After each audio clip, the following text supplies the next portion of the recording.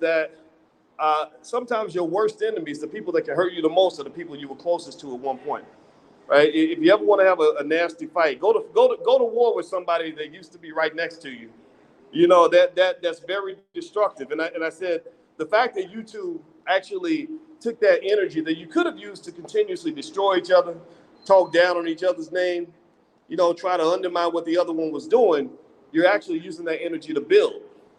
So I used a numerical example. I said, let's say that I'm a 6 and my friend is a 4, and we go to war.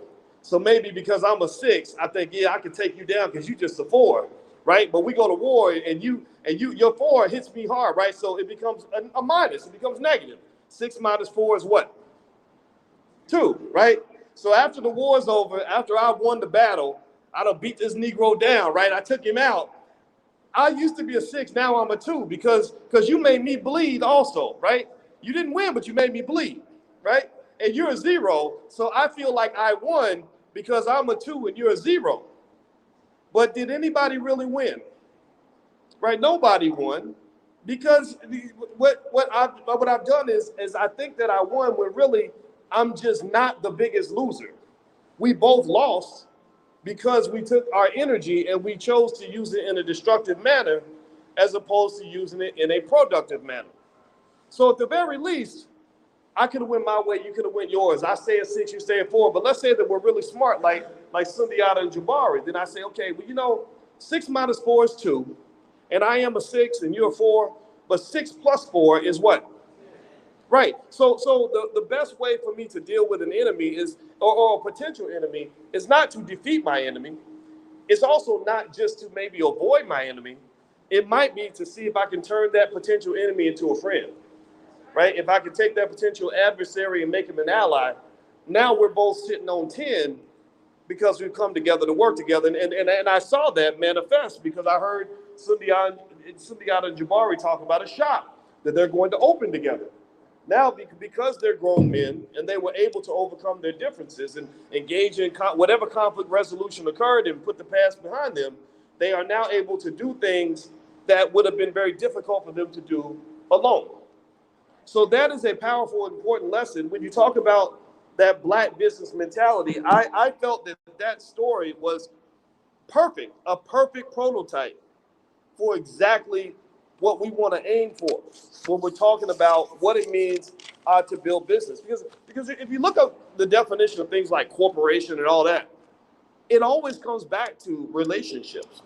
Corporations, businesses, organizations, any organization is nothing more than a nexus of relationships, like a spider web. It's just a bunch of connections that people have with each other that allow you to get something done, right? And so that mentality really is something that you really want to process. It's almost meditate on. And so what I want you to do is think about it like this. So the Black business mentality, and that's the title of our conversation today. So think about what mentality is. What's mentality? It's what you think about, right? If you're not thinking about it, then it's not part of your mentality, right? And so when I grew up, I didn't even know the beginnings of having a Black business mentality because I had a job seeker mentality, right? I was thinking about how to get a job, how to fill out a resume, how to get a degree so you can apply for the job and be the best candidate, right? That was all we thought about, right? So you think about this, right? So how can you be good at something when you're not even thinking about it? If I'm not thinking about basketball all day and at all, it's not even in my consciousness, then how am I going to be a great basketball player? Right? So a lot of developing economic strength and business strength comes down to asking yourself, what am I thinking about all day? What is in the sphere of my consciousness? So when we use that word conscious, a lot of people will say, I'm conscious. I'm in the conscious community. I'm woke. Are you really woke? A lot of people just know how to say the word woke. They can spell it. They know what they can kind of say it, but I don't even know if they're conscious enough about consciousness to know what consciousness really means. Consciousness, to me, being woke, is awareness. My conscious mind is observing what is around me, and I'm thinking about it, I'm analyzing, I'm breaking it down, and I'm processing things so that I can think about what my next move should be. So when you talk about a Black business mentality, first thing you got to do is you have to be woke to even know what that means. That word consciousness. We have a lot of black folks that literally run away from the word conscious because they think, well, I don't want to be part of the conscious community because conscious, that. So when you say you don't want to be conscious, you're kind of saying you want to be unconscious, which means you're not saying you want to be woke. You really want to be asleep. And if you look at economics and politics and pretty much everything else, the powers that be that take advantage of those who don't have as much power, they typically use methodologies that seep into your unconscious / subconscious mind. They want you to be asleep because a person who is asleep, a person who is unconscious, is easy to exploit. Whether you're talking about a rapist who put something in somebody's drink, or if you talk about corporations who use tons and tons of subconscious manipulation strategies to get you to buy products. They don't want you to be conscious when you spend your money, because if you're conscious, you're going to say, well, nah, I don't think I really need to spend this money. Or I don't know. Let me think about that. I got to go home and process it. No. We don't want you to go home, right? Anybody ever seen that? Where they talk about when they're selling you a new car? They don't want you to go home and talk about it with your spouse and think about it. They want you to do it now because they're tapping into your unconscious, subconscious mind. Right? Politics. They want you to keep voting for the same ridiculous politicians because that's just what you do, because that's what your parents did, and they're doing nothing for you. We see this. There's probably no greater example in the country than Baltimore of what happens when you have the same worthless politicians running the same areas as those areas get torn down and destroyed. Right? Chicago, where I'm from, same thing. So ultimately, this lack of consciousness, that links, when I think about a black business mentality, it all comes back to consciousness and what it means to be woke. And the question is, are you conscious? Are you awake?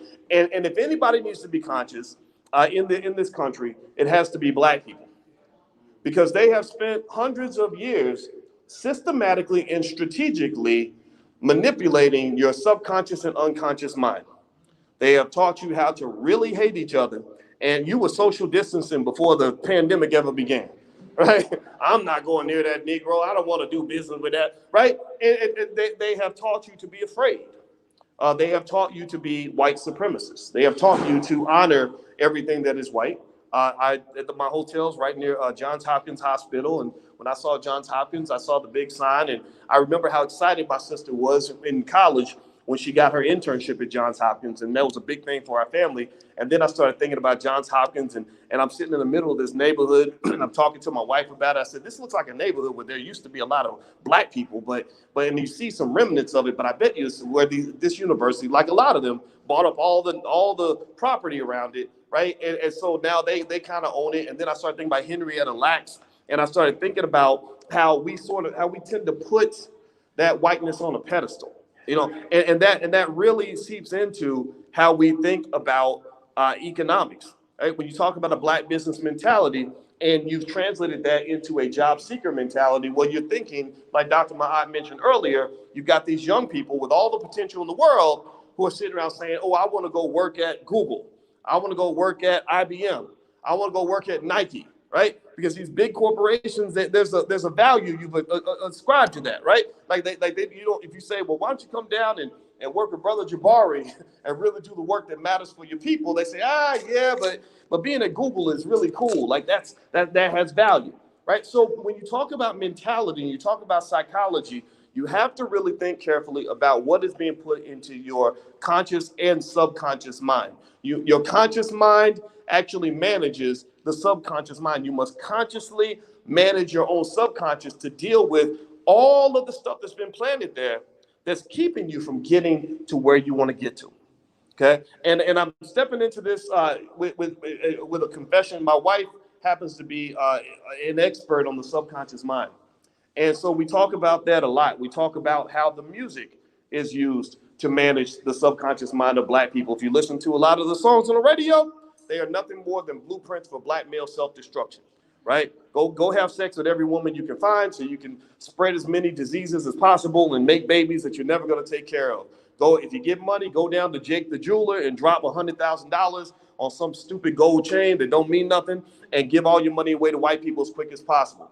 If you're ignorant, then that's good. If you are intelligent, then that's bad, because intelligence is boring, ignorance is lit, right? It's really cool to be so stupid you can't even spell your mama's name. Oh, and if you see another black person, make sure you kill them immediately, because that is your job, to brag about how many black people you kill. right? And so ultimately, when you're talking about the manipulation of the subconscious mind, and you're talking about building the mentality that develops business, this is more than an economic discussion. This is a sociology discussion. This is a political discussion. This is a discussion about families. This is a discussion about self-love. This goes far deeper than just how do I manage my 401k or how do I fill out the form to start an LLC. It goes into everything that was put into your brain to build you into who you are at this particular time. Now, let me give you something. I'm going to give you an acronym to help you understand, to carry something away from this discussion today. And this is not a speech I've given anywhere else. I try to make sure that I'm speaking specifically to exactly what I've been asked to speak on. And so I think about things like raise the bar. I'd written a book called It Takes a Village to Raise the Bar, A New Paradigm for Black America. You can have it for free if you go to boycewatkins.com. The book's right there. Everybody can have it for free. And so when you think about the word bar, like what it means to raise the bar, B-A-R. Well, the first thing I would say, if you're trying to develop a business mentality, is the B, which stands for thinking big. Let me explain. Does anybody have people in your family that because they love you so much, they literally just shit on every good idea that you ever have? Like they literally like, well, it's because I love you, and I just want to warn you that if you start that business, you know it ain't gonna work out because ain't nobody gonna buy no tea. People ain't buying that stuff no more. You don't know what you're doing. You're gonna quit that good job at the post office, right? And you're like, okay, I love you, but I don't need all that love right now. And they'll do it because they care about you, right? They don't want you to go crazy because when you start thinking different from other people, people start automatically thinking you're crazy because that definition, what we call normal, typically fits into.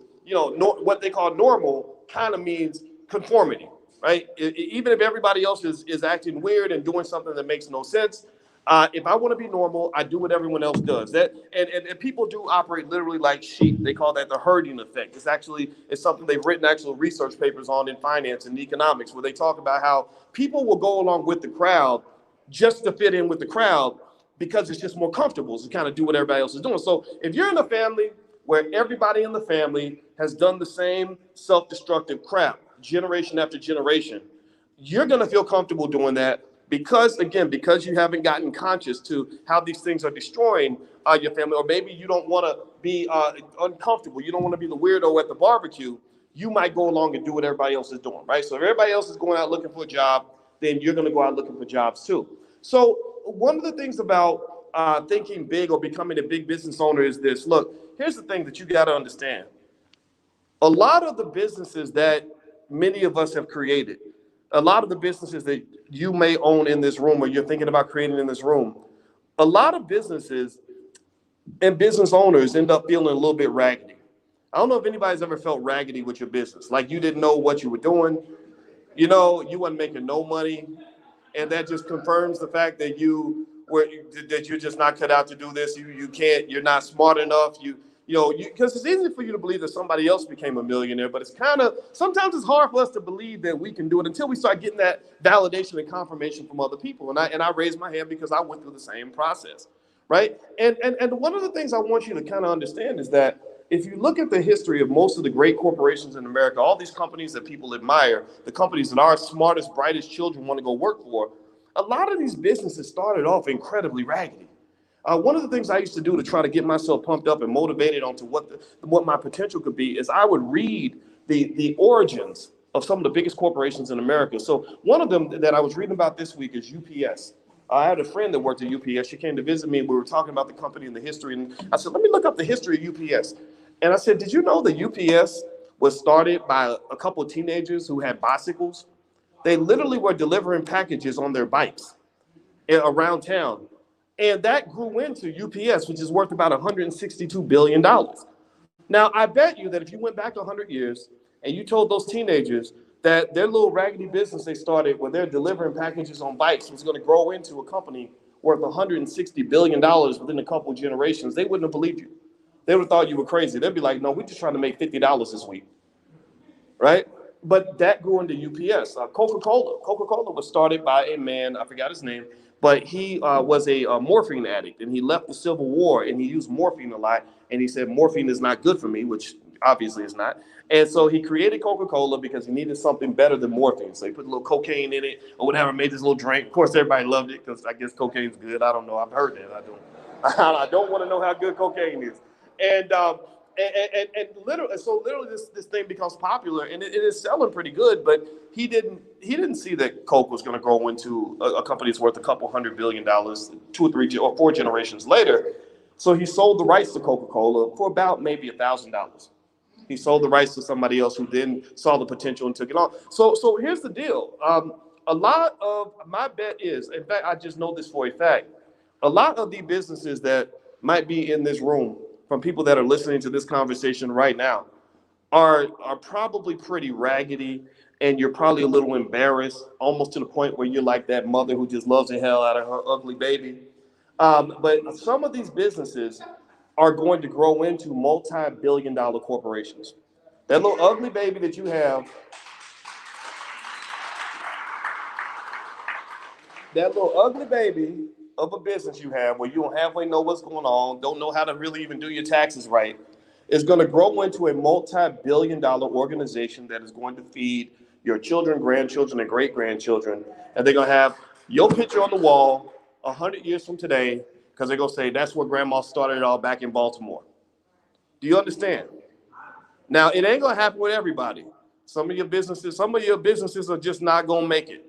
That happens. But some of you are going to have that legacy.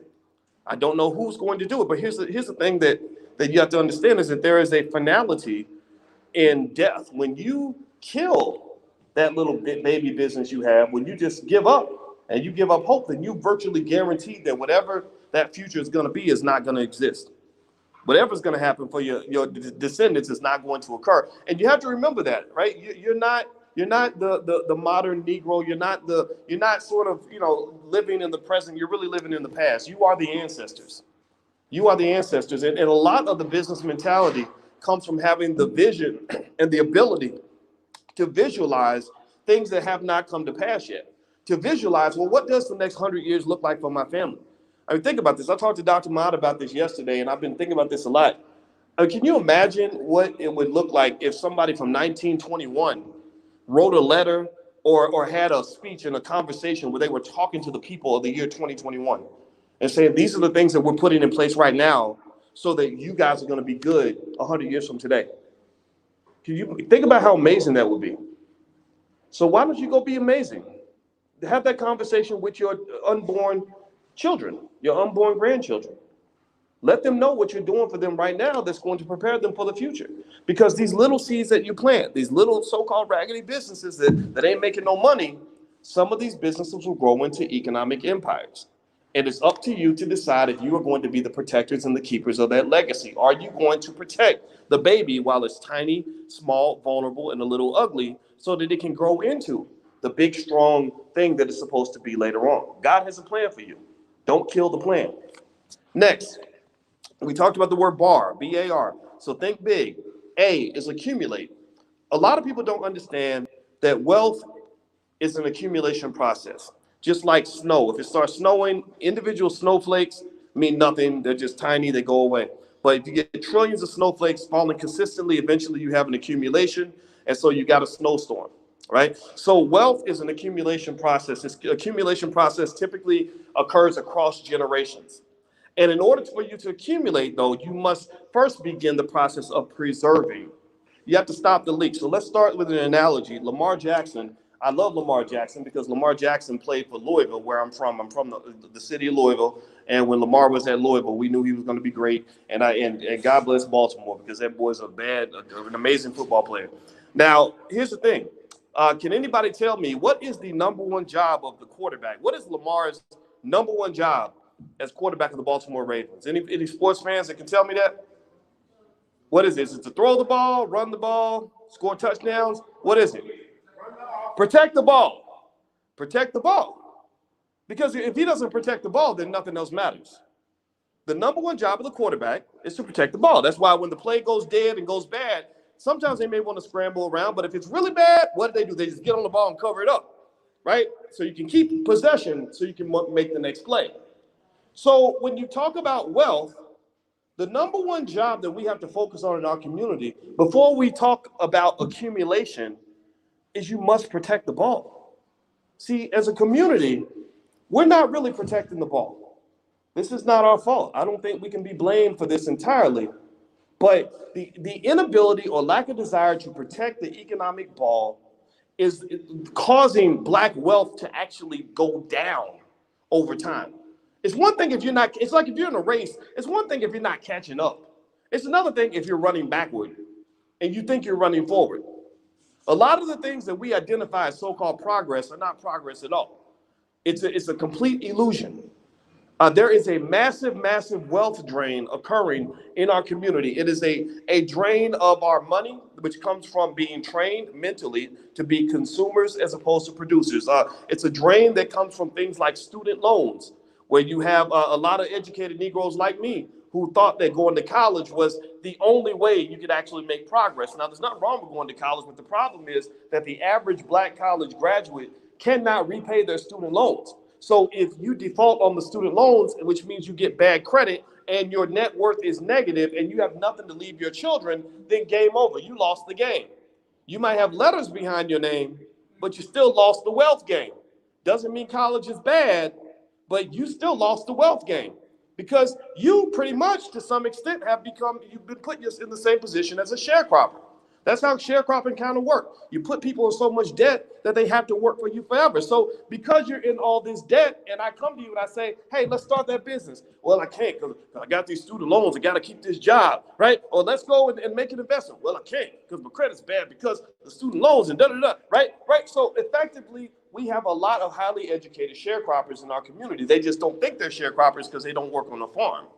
You work on a corporate plantation as opposed to the old school plantation. The plantations are still here. They just look different. Slavery is still somewhat similar. It's a different kind of slavery. It's a capitalist slavery, which is much more subtle. See, but if you're not conscious, if you're not woke, if you're not aware, then you won't even see it, right? But that's the best type of slavery, when they don't know that they're slaves. You give them the illusion of freedom, not actual freedom.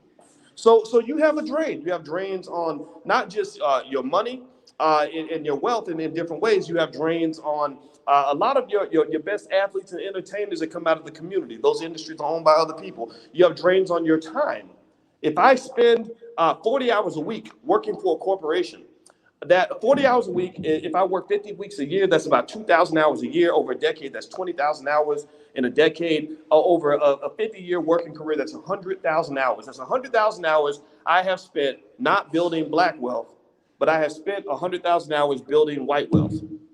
So if millions of black people are being trained to give 100,000 hours of labor toward building white institutions, then why wouldn't these institutions be powerful and wealthy and successful? Because they're getting everything they got and they're getting everything that you got. That 40 hours a week that you're structurally putting that into businesses that are owned by other people.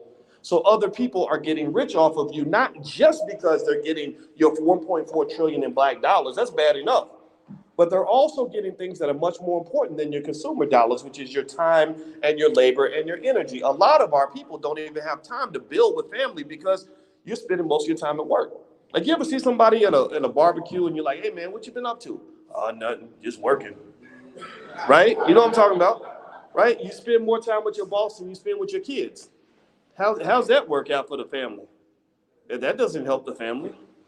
Right? So consciousness means sort of structurally backing up and saying, what am I doing with my time? What are we doing with our resources? You see, one thing you may not know is that you were actually born a millionaire. You just don't think you were born a millionaire because somebody didn't leave you any money. But you were born a millionaire, and I'm not just trying to make you feel good. I'm not just trying to, tickle you and blow smoke up your butt. You really were born a millionaire. Let me explain why. There's a type of capital that is not financial. In fact, most wealth is not even money. Most wealth involves certain things like what they call human capital. Human capital is very real. You know it's real because during slavery, when they owned your ancestors, that was real wealth. You could go as a slave owner and you could say, I don't, they could say, well, what? You could go to the bank and say, I want a loan. They say, well, do you have any money? They say, no, I don't have any money, but I own 25 Negroes. Oh, well, you can borrow against your Negroes. You could borrow against these black people, right? So you were capital. You were seen that way. They had banking systems around all of that, right? So now that capital has been released a little bit, right? Now you own that human capital, right? When you are a young, healthy black man or black woman, you have that ability to get up and work hard for somebody for at least 40, 50, 60 hours a week, right? Which has a tremendous amount of value. If you add it up over the course of a lifetime, that's millions of dollars in wealth right there. So because you don't have as much financial capital as you want, what ends up happening is you end up selling yourself back into slavery. You sell yourself, you sell that human capital, you lease it out to somebody who pays you money, right? And they pay you this much, but they're making 3 times more from your labor than you're getting. So you're getting $20 an hour, maybe they're making $50, $60 an hour from that labor, right? And you're doing this because that's what you're trained to do. And the system is structured that way. This didn't happen by accident. The capitalists at the top of the pile, they plan these things. They say, okay, we need more workers. Let's create a women's liberation movement that's going to make women feel that they're inferior if they spend time with their kids, and that they're superior if they go work in the factory all day, right? And so that way we'll have more women in the workforce. Let's integrate black people. Let's give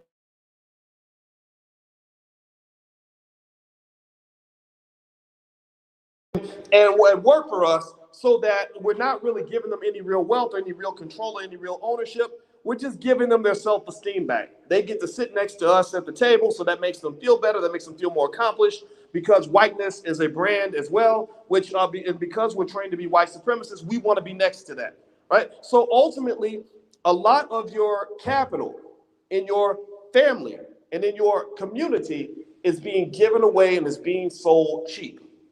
So a lot of the black business mentality or the wealth builder mentality comes from saying, how do we stop the leak? How do we protect the ball? What wealth is already here? Rather than me, again, mentally, this all goes back to the mind, right?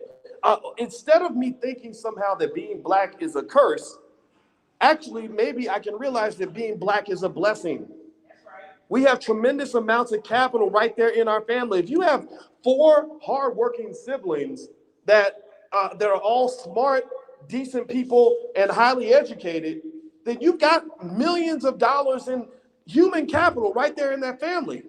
But if I'm sitting there thinking, well, if my mentality is, well, I got to go get me a job now that I've got all this education and all this work ethic, I'm going to go find a job working for him, and my sister's going to go work for her, and my brother's going to go work for her, and my other sibling's going to go work for him, well, then what's happened is you haven't protected the ball. It's like having air conditioning in your room and you left the window open. It's 100 degrees outside and you're wondering why the room doesn't stay cool. Well, because you need to close the window. You're letting all of your wealth, all your capital, all your potential go out the door because there is wealth in human beings and the labor that you provide and the skill sets that you provide. In this room right now, with just the people that are in this room, we could create millions of dollars in wealth by simply coming together, working together, and being committed to working together. But that starts up here. If I don't like you, I'm not going to work with you.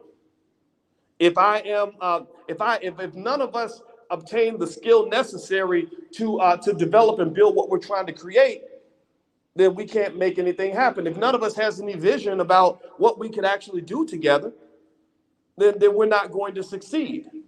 So when you talk about the black business mentality, it's a really deep concept. It doesn't just involve the conscious and subconscious mind, but it comes down to things like things, mushy stuff like love and confidence and hope and faith, right? So it almost sounds like you're in church, because let me tell you why faith does make a difference. And faith is also psychological. Has anybody heard the word risk in business? You know what I mean? If I say that that's a risky decision, you know what I mean. Everybody knows, even the children know what I mean, right? Well, the thing about risk is a two-sided coin, right? It means everything can go good or everything can go bad, right? It depends on what happens. Well, did y'all know that people who have been traumatized, which we have in a million different ways, historically been traumatized, people who are traumatized are less likely to take risk, because when they see a risk, they don't see the upside, they only see the downside. So when you have those loved ones, those Negro naysayers in your family, Negro naysayers are people that find a problem for every solution, right? What you're really seeing is the manifestation of trauma. You're seeing traumatized people who are only seeing the downside. They're only seeing all the reasons why that risk you're about to take is not going to work because they're scared. We know that trauma leads to drama. It doesn't just lead to negativity, it can also lead to conflict. So we're going back not just to things that involve setting up businesses and organizations. I can show you all that, right? That stuff is easy to teach.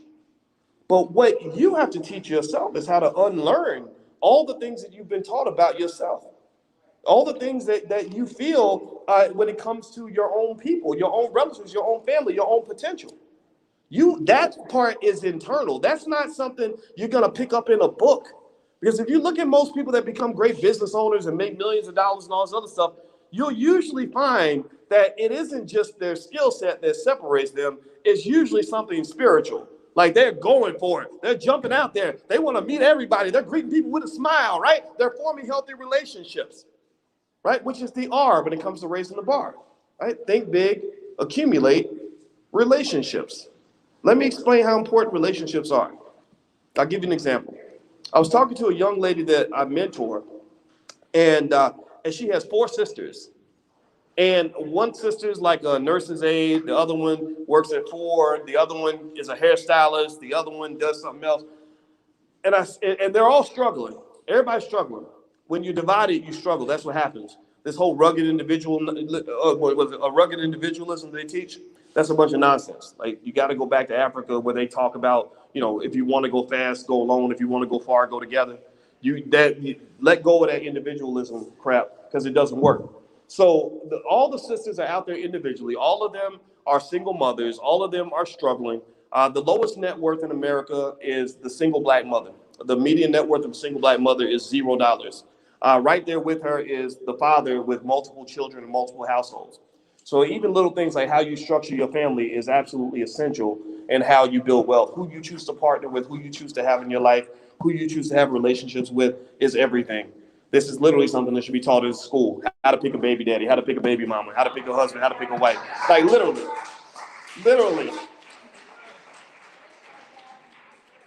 So I was talking to her and I said, okay, so you're struggling here, your sister's struggling here, your sister's struggling there. I said, why don't y'all work together? I said, she's a hairstylist and you could help her in her shop and you could expand the shop and you could do this and do that.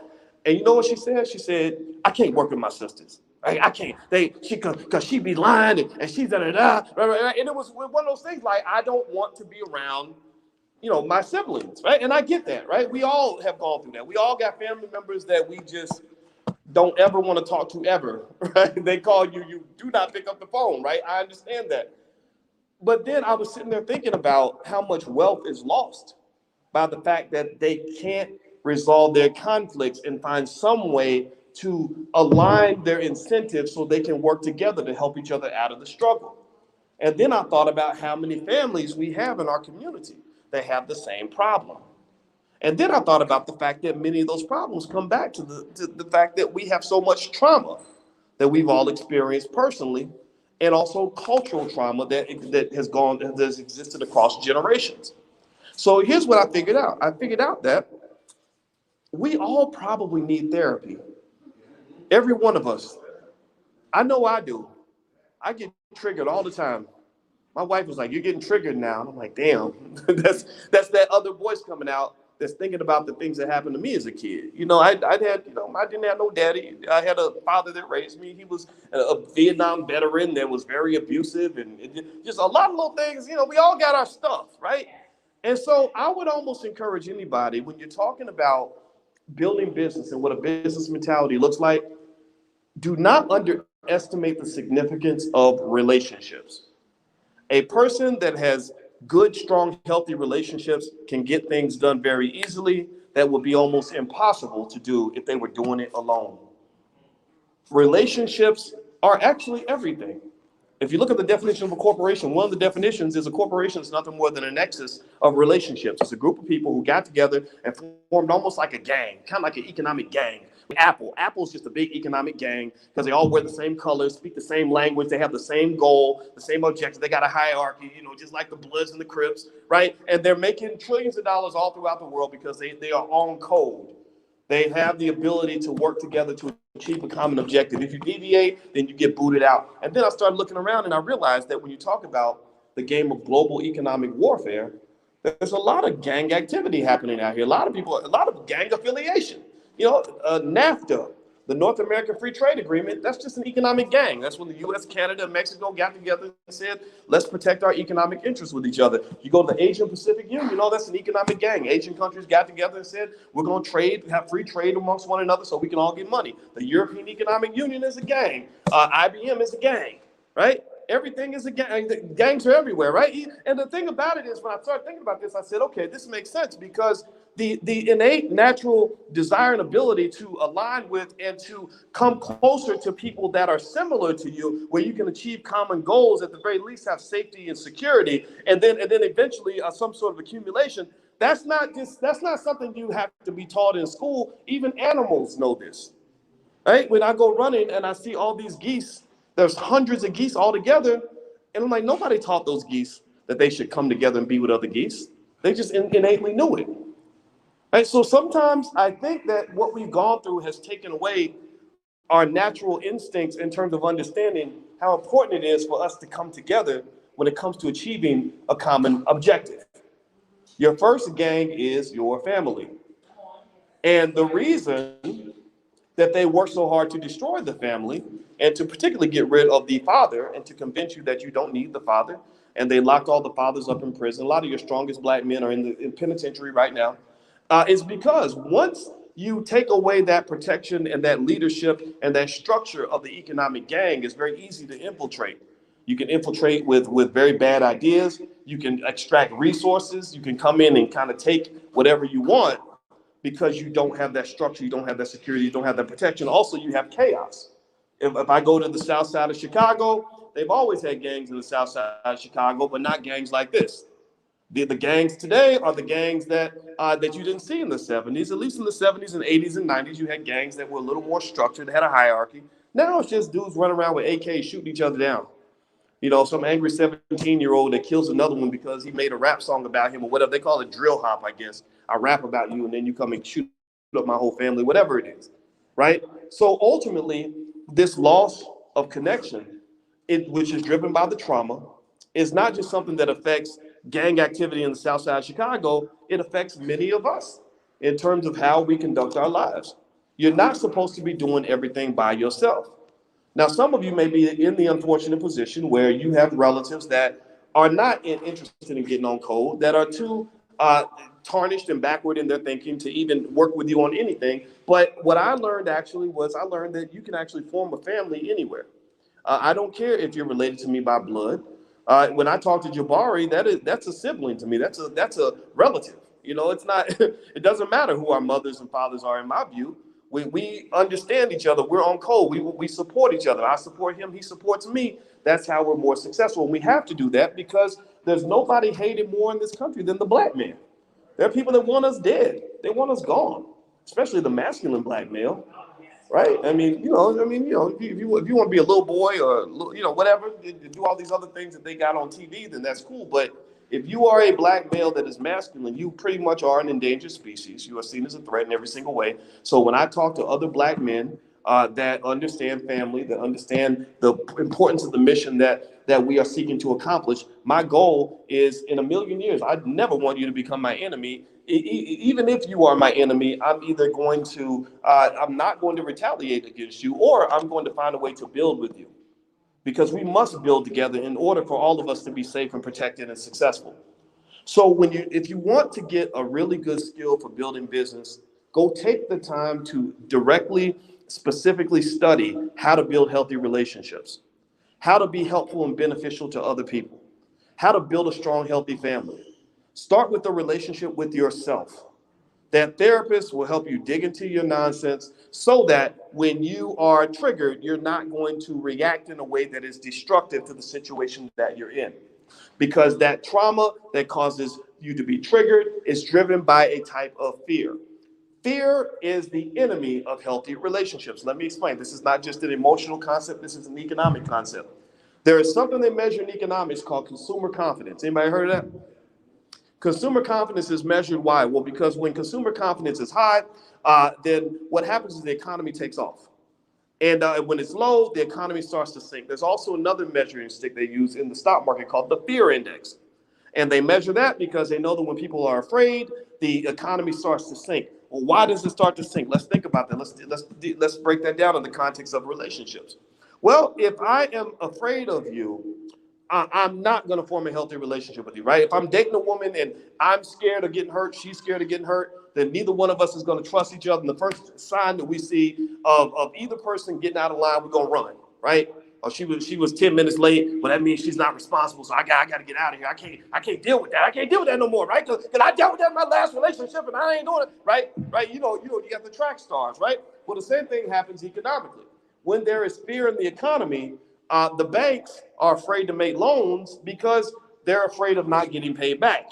So they hold on to their money, right? The corporations are afraid of going under. They don't know if the consumers are going to come through for them and buy their products. So they don't make investments. They don't hire anybody. They don't make any investments in the economy because they think, okay, I got to hold on to my money because I don't want any bad things to happen. The consumer, when they are afraid, do they go out and spend lots of money? No, they don't. They hoard their money.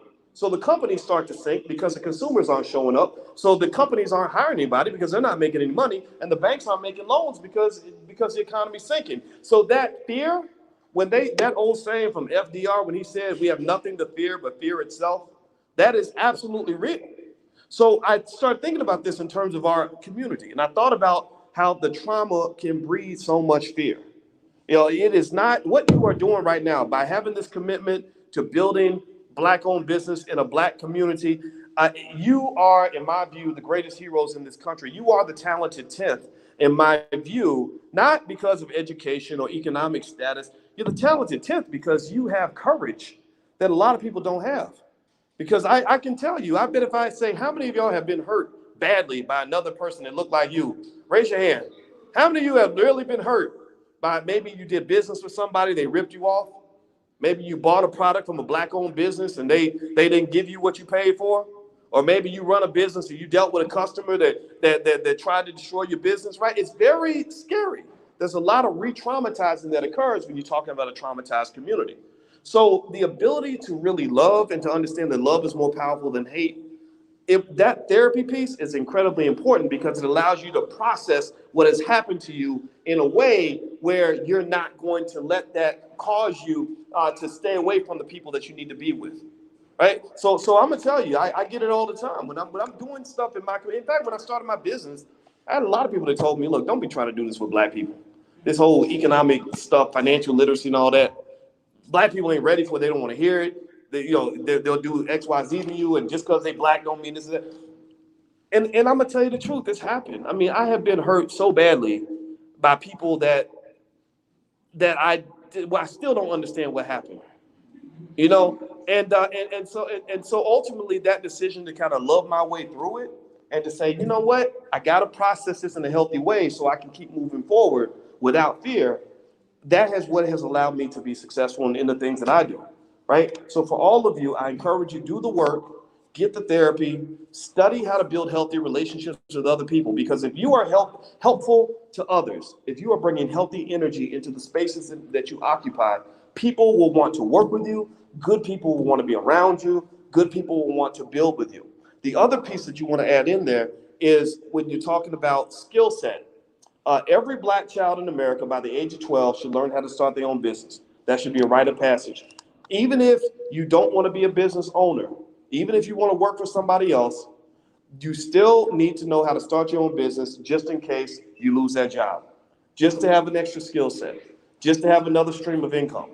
Also, every child in our community should own shares of stock as early as possible. Particularly, maybe you have a newborn baby, give your baby some shares of stock as a happy birthday present. Buy them shares every week consistently on autopilot, and then they'll be independently wealthy by the time they're 25 years old. What does that do? That takes them out of the struggle. That keeps them from having to sell themselves into slavery in order to make money, right? The third piece is when you talk about a real estate ownership. Everybody must own something. Not everybody needs to be an entrepreneur. Not everybody has to be the boss. Everybody can't be the boss, right? And that's the one thing too that I want to make sure we understand is that I hear a lot of people say you have to run your own thing, run your own this, run your own that, and I get that, right? I totally get that, but I have a lot of partnerships with people where they're running everything, and I'm just doing what they asked me to do. Like right now, I'm not running this event. Jabari and brother Sundiata and Dr. Mahat and others, they're the bosses of this, right? I'm coming in pretty much as the employee of the day in their space. And then maybe there's another situation where I'm running something and they're coming in to support me, right? So when you talk about this boss mentality, don't allow that to get you to the point where you're ego tripping and you don't know when to take a back seat and let someone else take the lead. In fact, it's hard to kind of feel like you have to be the boss of everything and own everything and do everything for yourself. In fact, I've seen people destroy good opportunities because they needed to own it all, right? They need to be the boss of everything. No, this is called cooperation. I'm not here to train you to be a capitalist or definitely not a hardcore capitalist. I'm here to show you how free enterprise and wealth and business ownership can give you the freedom that you deserve as people in the country that doesn't necessarily want to help you. That's what you want to do. You want to see wealth as a pathway to what really matters in life. What really matters are things like freedom and happiness. When I talk to my 10-year-old, I'll share this story and then I'll stop so we can maybe answer some questions. My 10-year-old came in and she said, Boyce, what did you want to be? She calls me Boyce because I'm her stepfather, but I'm her father, if you know what that means. She's mine, right? When those kids are all mine, period. And so she comes in, she says, Boyce, what did you want to be when you grew up? And I said, I don't know. I think I wanted to play in the NFL or something. I don't remember.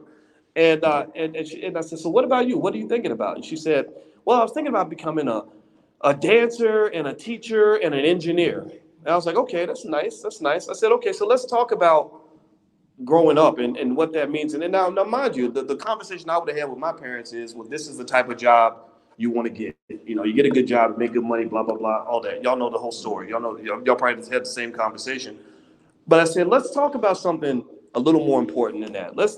I said, have you ever heard of the inalienable rights? And she said, no. And I said, well, the inalienable rights are the right to life, liberty, and the pursuit of happiness. It's a European concept, but I like that concept. And I said, so what does that mean? Think about this: life, liberty, and the pursuit of happiness. So you know what it means to have life. Liberty kind of means freedom. And let's talk about the last one, the pursuit of happiness. So that means that happiness is something that you desire and you need to go pursue that, right?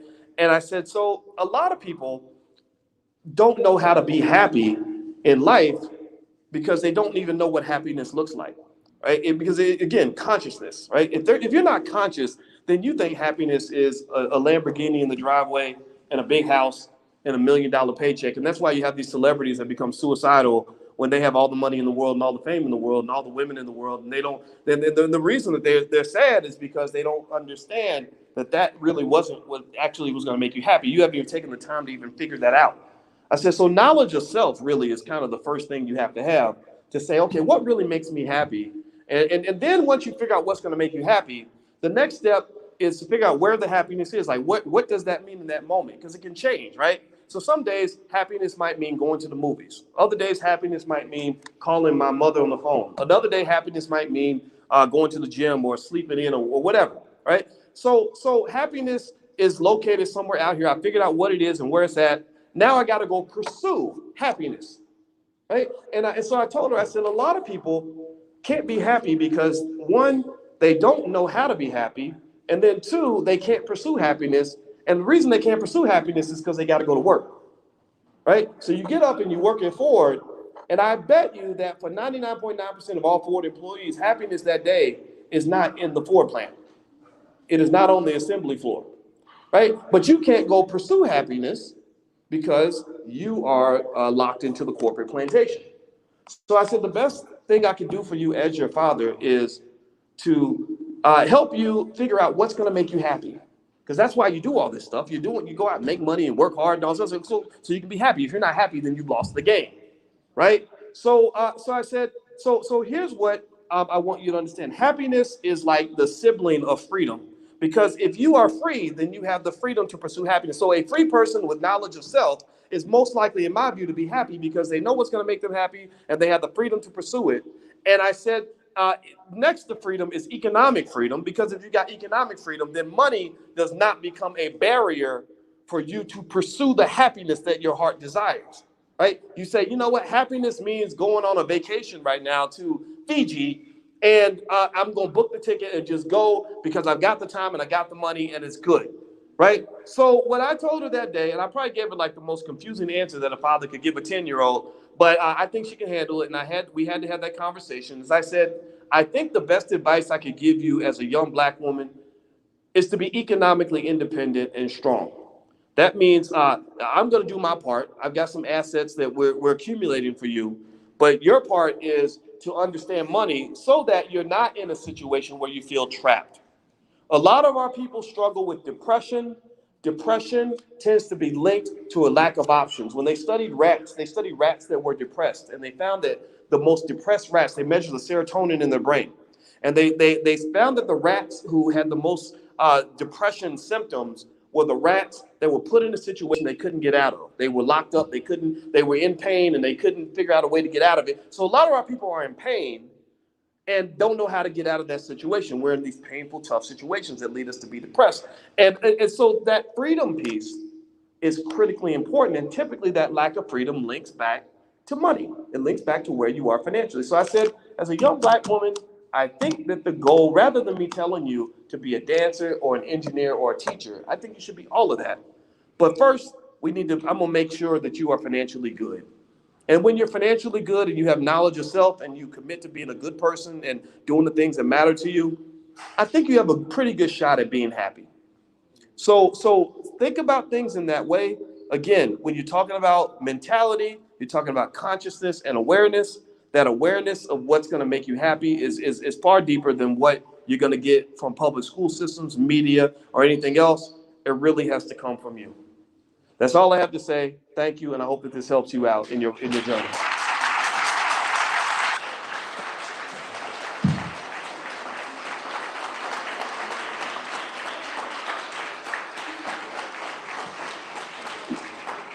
Now, do we have time for questions?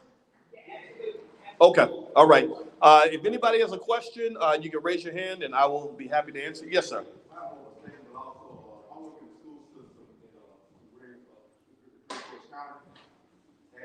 We try to assimilate economics and academics and the college student work here. So hopefully we get a chance to fill out lives. So I talk to them later on, because I really been asking them what they're saying right now about economic career. Thank you. Oh, thank you, brother. Thank you. All right. Another question? Yes, sir.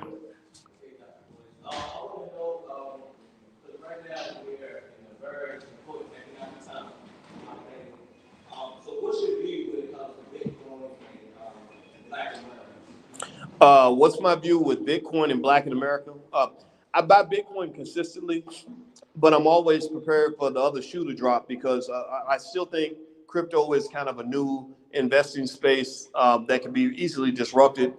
Just this past week, China made some announcements that kind of almost made transactions in cryptocurrency pretty much illegal. They didn't outlaw the possession of cryptocurrency, but the government's been very unpredictable, and they could do that at some point. Nobody knows. And the reason I mentioned China is because China and Asian countries are supporting the price of cryptocurrency pretty good. Like they're really enthusiastic about it. And so these little factors, these little unknowns are the things you want to be careful about. So I do invest in Bitcoin. I don't put more than 10% of my portfolio in it though, because it could disappear any second, but then it could also go to the moon. If they leave it alone, I think it's going to go to the moon. But if they keep messing with it, bad things can happen. Also, Ethereum is one of my favorite cryptos because there's a lot of great stuff being built on Ethereum, like the NFT networks and stuff like that. I think Ethereum has a tremendous amount of potential. So most of my crypto money, I invest in about probably 20, 25 different coins. Actually, if you go to drboycecrypto.com, I have a screenshot of all the different cryptos I own. So if anybody wants to take a look, you can. But so I dabble in all of them, just kind of mess around, that little roll of dice that we all have. But when you talk about long-term holdings that I think are really going to pay off, I'm thinking about those big dogs, Bitcoin and Ethereum, and I also like Cardano. Oh, yes, sir. Did you? Okay. No, you good. Okay. Oh, please go ahead.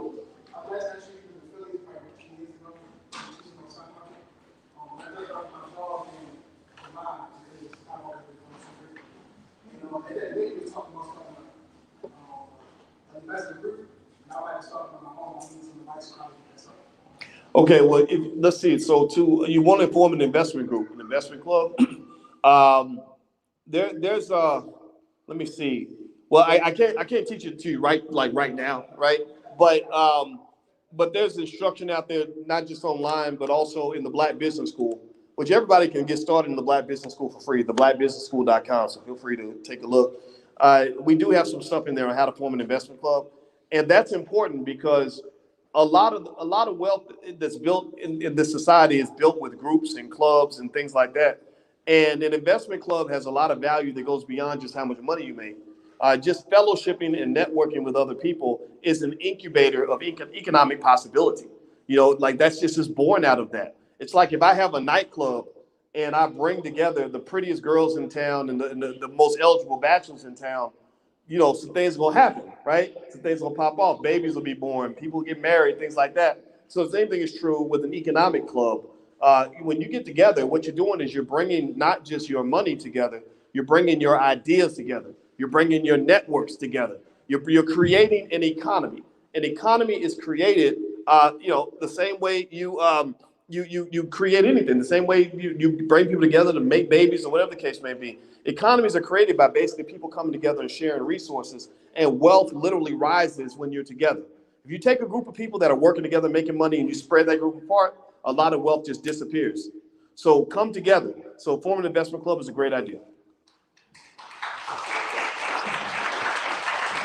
We got time for some questions.